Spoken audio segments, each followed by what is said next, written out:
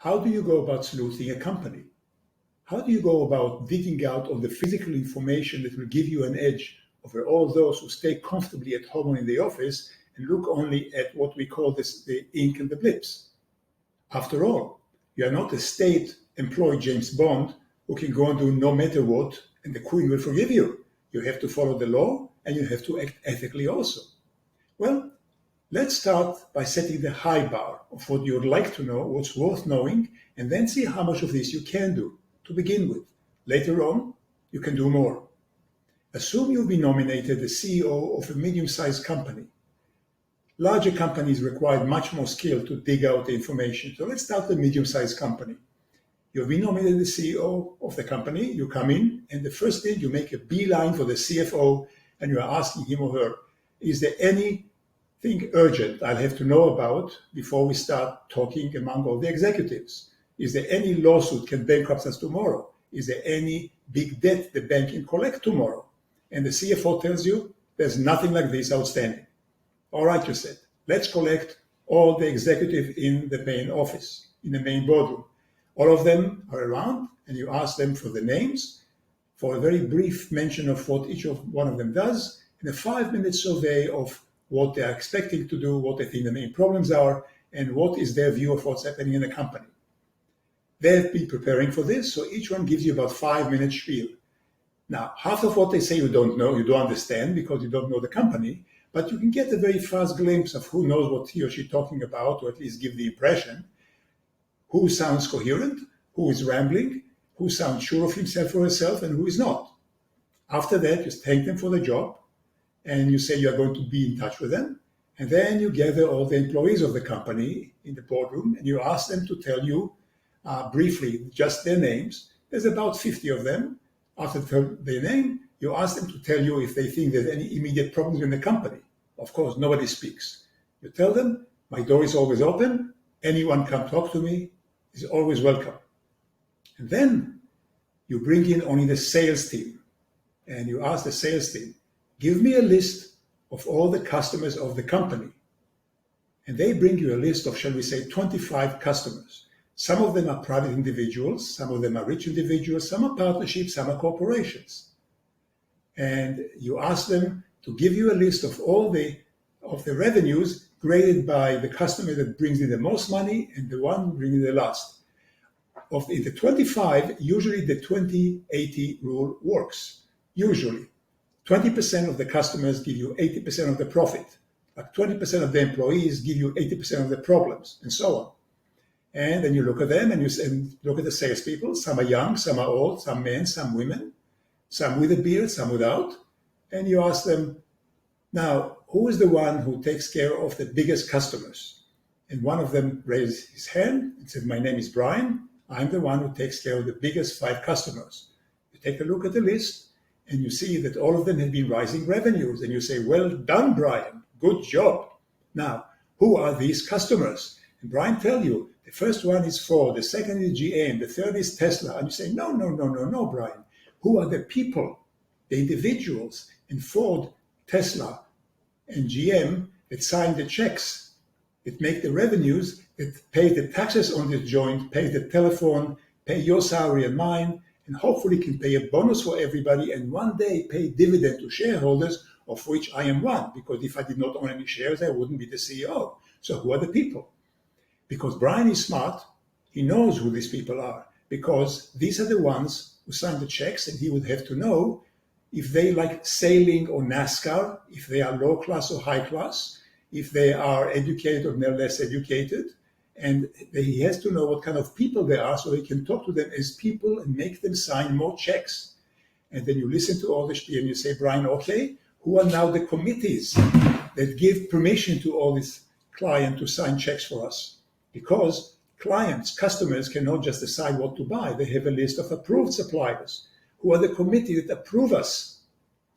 Since Brian is smart, he knows who the committees are.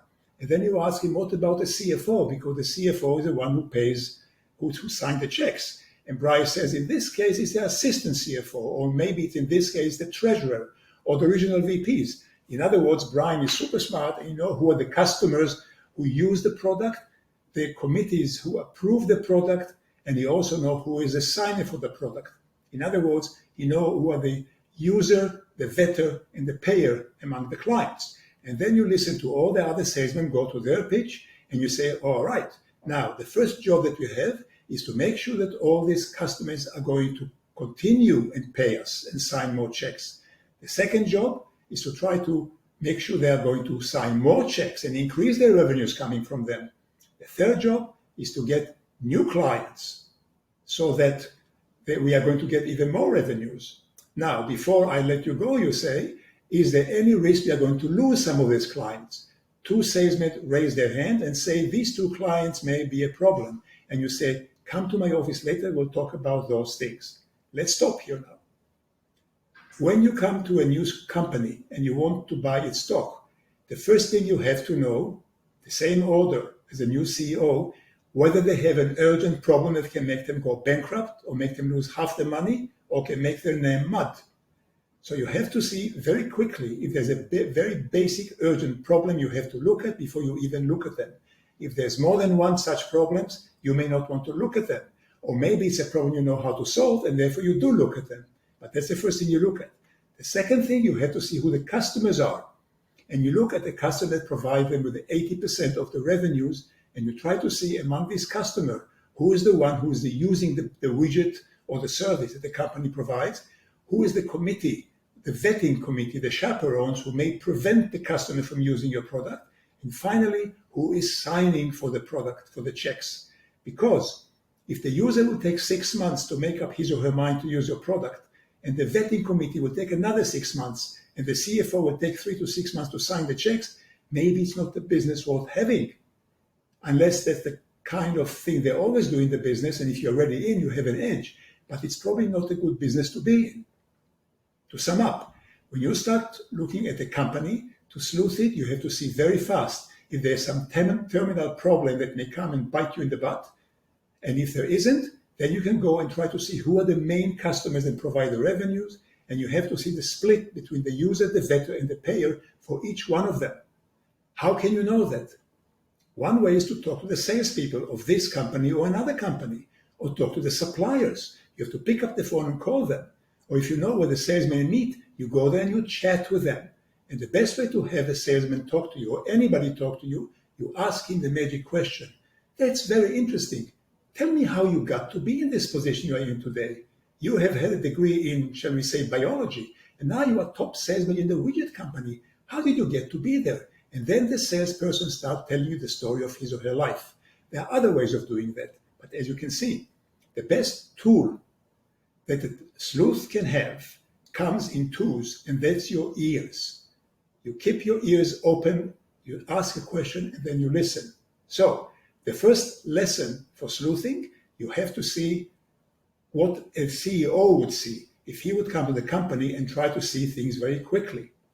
The third thing you want to know, you want to see if there's any problems down there at the loading dock or in the secretarial pool or the production line that the CEO doesn't even know about because nobody told him. So for this, you have to start talking to people who are not managers, not directors, not officials of the company. How can you talk to them? There's always the pub. There's always people who go for bowling after work, and you can go talk to people. How do you pick them up? Just like men pick women or women pick men. You go and chat with them. And once you chat with them, you begin to get information about which direction is the best direction to direct your effort. Because, as I mentioned in the video about comparing a sleuthing operation to military or civilian intelligence, there are 4 jobs there. There is the agent in the field, there's the agent runner, there's the back office scientist that analyzes all the information, and there's the trigger puller who uses the information. You, in this case, has to search for all 4 functions until you find people who do some of them for you. And remember, unlike civilian sleuth of a military agent, of a military intelligence agency or civilian intelligence agency, you cannot do things that they do. You have to act ethically, morally, and legally. And if you ever have any doubt, call your lawyer, ask him or her, and take notes. And if the lawyer hesitates, it's an answer in itself, and then you don't do it. You pay the lawyer, it's part of the cost of doing business. just like part of the course is leaving the office or your home and talking to real people, looking at real products. I think that's enough for this first lesson. To sum up, when you start sleuthing a company, imagine yourself a CEO just came in, and the same thing you want to know is what the CEO can know, but you can only do it from the outside. Still, you can do quite a bit. And once you have done 2 or 3, then you are going to see what more you can do, because there's plenty of things you can do. Read my book, The Sleuth Investor. You'll see what more can be done, what more things I have done, what other people fictionally have done, because as I said, all the things in my book are noted as fiction out of legal self-protection. And then you're going to start inventing techniques of your own. And believe me, once you find for the first time information that is both true and important and also exclusive to you, and you're going to start making more money you ever made before, you will be hooked. Trust me on this. And the ones who don't do it, they'll be the one who will give up the money to you. This, I think, is where we stop. And the next one is going to give you another case study of how a sleuth managed to get this kind of information by doing the unexpected, which later on seemed as obvious.